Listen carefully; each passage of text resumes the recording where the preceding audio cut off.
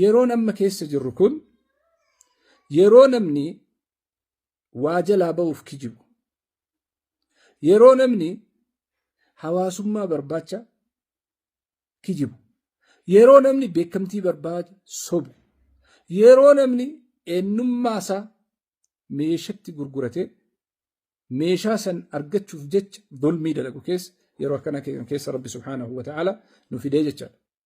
Wanni zamana kana nama gabroomsaa jiru immoo iddoo biraa jira. Addunyaan meeshaa maateriyaalistii taatee jirti. Kanaaf namni fedhii isaa duuka deemee gabrooma. Kanaaf namni fedhii isaa garaa ofii duuka deemee gabrooma. Yeroo ammaa kana keessatti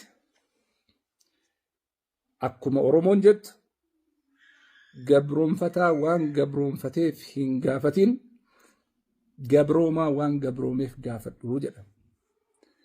أعوذ بالله السميع العليم من الشيطان الرجيم. بسم الله الرحمن الرحيم. الحمد لله رب العالمين، الصلاة والسلام على رسول الله وعلى آله وصحبه ومن والاه. السلام عليكم ورحمة الله وبركاته.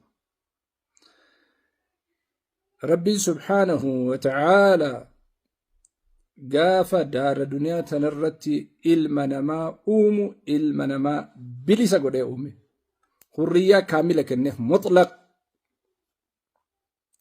نمتو إساق وفات حرية قوتو قبا بلسما قوتو قبا نمنتك. عمر بن الخطاب رضي الله عنه أمير المؤمنين جتش بريدا تقو قبو متى استعبدتم الناس وقد ولدتهم أمهاتهم أحرارا. المنما يوم الرا قبر قوتني بلشو جلق أبدني. ربي سبحانه وتعالى المنما بلسا قولي أميجل. yeroo ammaa kana keessatti akkuma Oromoon jettu gabroonfataa waan gabroonfateef hin gaafatin, gabroomaa waan gabroomeef gaafadhu jedha. Irra caalaan namaa maaliif gabroomaa jira? Tokkoffaa fedhii ofiitiif gabrooma. Lammaffaa garaa ofiitiif gabrooma. Sadaffaa doofummaa ofiitiif gabrooma. Afraffaa wallaala waan qabuuf gabrooma. Gabrummaan ka jismiitii miti, ka qaamaatii miti. Gabrummaan ta aqliiti. Wanni zamana kana nama gabroomsaa jiru immoo iddoo biraa jira. Addunyaan meeshaa maateriyaalistii taatee jirti. Kanaaf namni fedhii isaa duuka deemee gabrooma. Kanaaf namni fedhii isaa garaa ofii duuka deemee gabrooma. Fedhii ofii guuttachuu, garaa ofii guuttachuu, gabrummaa keessa seena. Gabrummaa maali? Gabrummaa sammuu. Bilisummaanis sammuu keessa jirti, gabrummaanis sammuu keessa nama jirti. Namni ani wallaalaadha jedhee ofitti amane yeroo hunda inferiority compleksii waan qabuuf, gadaantummaa waan itti dhaga'amuuf dafee bakka wayii jalatti dhiyeessa. Nama jalatti dhiyeessa, garee jalatti dhiyeessa. Gaaddisa wayii barbaada jecha ofitti amantummaa waan hin qabneef. Falidaalik yeroo amma keessa jirru kun yeroo namni waa jalaa ba'uuf kijibu, yeroo namni hawaasummaa barbaacha kijibu, yeroo namni beekamtii barbaada sobu, yeroo namni eenyummaa isaa meeshatti gurguratee meeshaa san argachuuf jecha dhulmii dalagu keessa yeroo akkana keessa Rabbi subhaanahu wa ta'ala nu fidee jechaadha. Kun maal irraa dhufa? Akkuma reef jenne gadaantummaa, barnoota dhabuu, beekumsa dhabuu, dandeettii qabaachuu dhabuu, konfidensii ofirratti dhabuu, self confidence waan jedhamu dhabuu, self esteem waan jedhamu dhabuu, self actualization sadarkaa jedhamu bira ga'uu dhabuu. Kanaaf dawoo barbaada jechaadha. Silaa namni akka ofiitti jiraachuu qaba. Walaa kun kamaa takun akkana jedhu. Kun kamaa takun walaa takun kamaa yakuunuun walaa taqul maa tasmac walaa tasmac maa yaquuluun. Akka keetitti jiraadhu malee akka ollaa keetiitti hin jiraatin. Waan dhageette hunda hin dubbatin. Waan dhageette hunda hin dubbatin. Waan sitti himan hunda hin dhaga'umsin. Waan haasaa jiran hunda gurratti hin qabin. Kanaaf kalkuleeshiniin jiruudha gaafa nama harkaa walitti makate gaafa sammuun kun wal dhahe ilmi namaa karuma qilleensi oofe karuma garaan isaa oofe karuma fedhiin isaa oofe irra deemaa jecha asirra dhaabbatanii xiqqoosii uf arguun barbaachisaadha. Ummanni ibtalaynaa biqawmin يعرفون كل شيء إلا عيوبهم. واني نمني أما زمن أما كانت الركتا جرو قوبا ويتنمتك أبو قوبني أفري ست أسديبيو إسا خبتشو أبو ساتو نمرك ساجر جتان. ابتلينا بقوم يعرفون كل شيء واني قرما تماني جرو نموت وهند بيكا والرعيبي وفي هنكين وفيهم بين الدنيا أنتم قرما تما جرت جتان. أي بيك بيكم برباتي ساد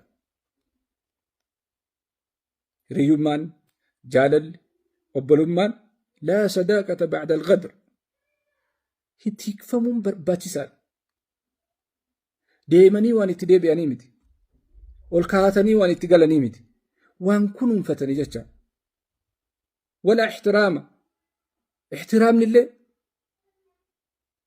بعد الخيانة ننجر كنافو زمن أما كيس جرو كنا كيست مني كيسي باسا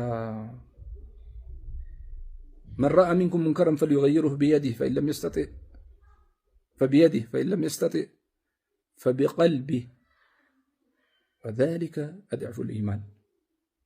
أما همتو هركان قبدي دي بسرت هم ننقبدو الربان دبت شرتس هم ننقبدو قلبي تجبتي برا قدانو قرو نمسي دوغن جرو.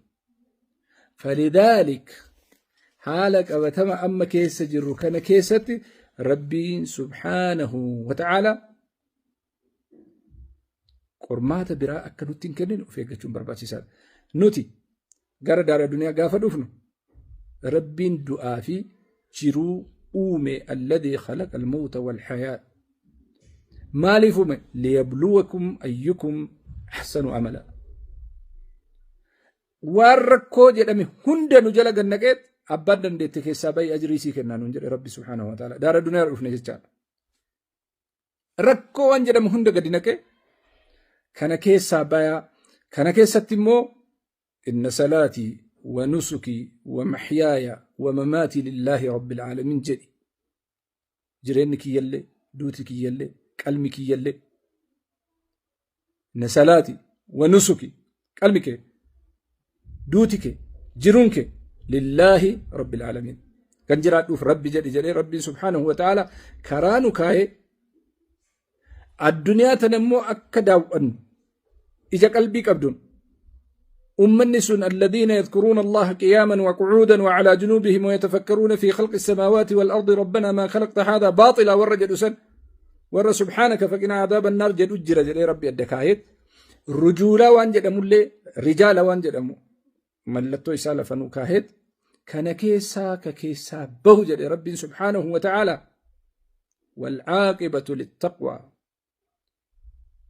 كان كيسا نمني أتشبو وجزاء بما صبروا جنة وحريرا قرمات بوليسا قرمات فرا قرمات صاحبة قرمات ماتي قرمات إلماني قرمات بيا قرمات جرينا قرمات حواسما قرمات جاللا قرمات ديني قرمات إبادة قرمات صلاة قرمات شيطانا كان هند كيسا نمني كرا ربي كاهر ديمي أتباي سبري ديمي سن جزان إساء جنة ربي سبحانه وتعالى كنافو المنما قلود ألتي حرية كبا بلسما كبا بلسما إساء كان كنو دندو يوسمون إساء قبرومي كنافو قبروم فتا أصنت إنك قافنو قبروما وان قبروميف قافي إراكم ناجس جانا قرأتو إساء قبروم سيمو سموتو إساء قبروم سيمو فديتو إساء قبروم سيمو ولالتو إساء قبروم سيمو دوفمتو إساء قبروم سيمو صداتو إساء قبروم سيمو مالي كان جدو والقافة ناجس جانا إذن namni tokko an bilisa erga ofiin jedhe bilisummaa isaa qomasaa sammuu keessatti qabachuun barbaachisaadha. Kan nyaachisu, kan obaasu, kan jiraachisu, kan ajjeesu, kan kennuuf, kan irraa fudhatu Rabbii tokkicha malee sochiin ani godhu, sochiin ani asirratti argisiisu, harakaan ani argisiisu a means to the end process. So trust the process. Assalamu alaikum wa rahmatullahi wa barakatuh.